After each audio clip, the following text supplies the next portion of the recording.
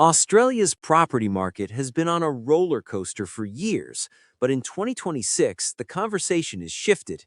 People are no longer only asking if prices will keep rising. They want to know if a crash is possible and what it would mean for buyers and investors.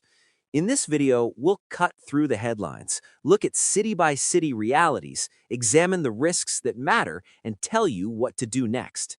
First, the broad picture. After several years of rapid growth, price rises have eased. Sydney and Melbourne still lead the country in absolute prices, but the speed of growth has slowed. Brisbane and Perth are showing steadier, more sustainable gains. Adelaide and Canberra are relatively stable. Under these national averages, there are significant local differences. Some suburbs remain red hot, while others have softened. Why does that matter? Because a national crash is rarely a single event. History shows us corrections are usually local, triggered by high borrowing in a small area, oversupply in a particular dwelling type, or a sudden local economic shock. So instead of asking whether Australia will crash, ask where the risks are greatest and where fundamentals remain strong. Let's look at the risk factors. First, interest rates. Since 2022, the Reserve Bank's moves pushed rates higher, and many homeowners now carry larger loans taken during earlier growth. Rising rates increase mortgage repayments, and when repayments rise faster than wages, mortgage stress grows. If enough households are forced to sell in the same area, local prices can fall. Next, supply and demand. Australia still faces a shortage in many growth corridors. Population growth, driven partly by returning migration, means more people need homes. Infrastructure projects, new train lines, hospitals, and business hubs create strong, long-term demand corridors. Where supply is constrained, prices hold up even when national growth slows. Now, the other side, oversupply. Certain inner-city apartment markets that saw rapid construction are experiencing higher vacancy rates. Units close to the CBD in some cities are taking longer to lease and are seeing weaker capital growth. Those pockets present the clearest risk of correction, particularly for investors who bought multiple units in the same building without diversifying. Let's compare major cities in 2026. Sydney remains the most expensive market with strong employment opportunities and infrastructure. Melbourne is similar, high prices but deep market liquidity. Brisbane and Perth are more affordable with solid population inflows and big infrastructure projects supporting demand. Adelaide and Canberra are steadier markets that often slip under the national headlines but provide safe, lower volatility options. Rental yields are a critical metric for investors.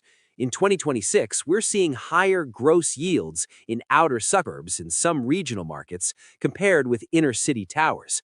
That means investors chasing yield should examine local vacancy rates and tenant demand, not just headline yields. A 5% yield in a market with high vacancy and weak tenant demand is riskier than a 4% yield in an area with strong, stable rentals. Who is most exposed? First homebuyers feel the most pressure. Deposit requirements are higher now than 5 years ago, and competition for affordable suburbs is intense. Many first homebuyers are shifting to the urban fringe, shared ownership, or government assistance programs. If you are a first homebuyer, focus on affordability, commute times, and future resale value, not speculation. Investors should focus on fundamentals, employment opportunities, transport links, local amenities, and future supply.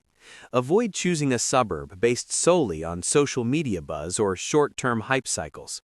Reliable data such as vacancy rates, days on market, rental demand, and local job growth gives clearer signals than trends or headlines. What could trigger a real correction? Broadly, 4 scenarios carry risk: a noticeable rise in unemployment, a sharp or sustained increase in interest rates, major policy changes that affect buyers or investors, or concentrated oversupply in specific markets. Any of these could cause localized price falls.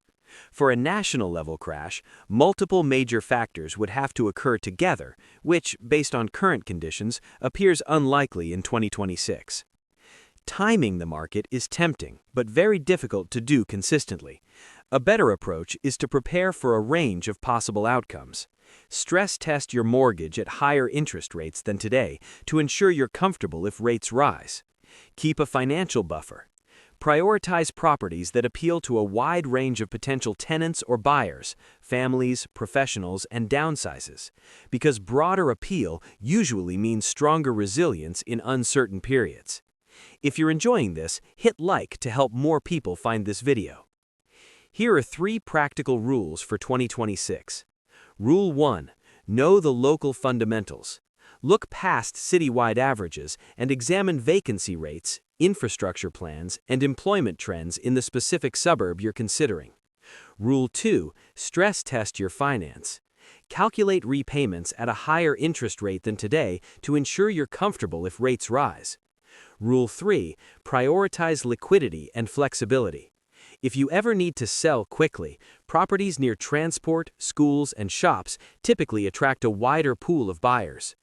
Now a quick example. Imagine choosing between a 2-bedroom unit near a CBD and a 3-bedroom house in an outer growth suburb.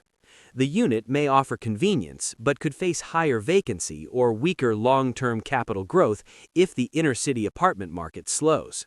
The house in a growth corridor might offer a lower immediate yield, but potentially stronger demand from families and better long-term resilience. Before we finish, a note on timing and strategy for investors. Diversify by property type and location when possible. Focus on long-term cash flow and work with experienced property managers and mortgage brokers who understand lending buffers and risk management. To sum up, a widespread systemic crash in 2026 is unlikely. Local corrections are possible, especially in areas with oversupply or high household leverage. The strongest approach in 2026 is cautious, data-driven, and long-term. Research the market, stress test your budget, and focus on strong fundamentals. If you're planning to buy, consider speaking with a mortgage broker, review local vacancy and job growth data, and keep a buffer for unexpected costs. Property is a long-term investment. Calm, informed decisions tend to outperform rushed ones. If you found this useful, subscribe for more property insights.